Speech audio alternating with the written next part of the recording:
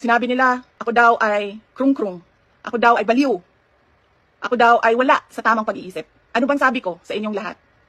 Psychological test, kahit ano yan. Neuropsychiatric test, kahit anong pang test yan. Gagawin ko yan. Dagdagan ko pa ng drug test.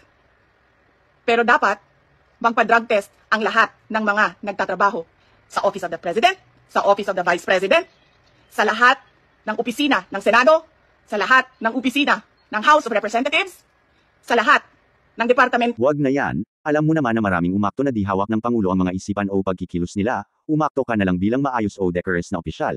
Ang isipin mo ang tatay mo, ang makabalik siya, matanda na siya, si President BBM nagpaparamdam na maaaring makabalik si FPRRD, kayo lang ang matataas ang ego o ere. Sa tatay at sa mga kapatid mo naman nagmula ang mali. Nadamay ka lang, unahin mo ang tatay mo, di naman may kakailan na may gumagamit talaga, di naman lahat ng drug users ay masama, mga natukso lang sila, biktima sila ng mga nagpre-protekta sa mga drug lords, magsabatas na lang ng e-compulsory ang drug test sa mga opisyales, mula sa mababa hanggang sa mataas, kahit anong panahon pag nakikitaan ng hinala.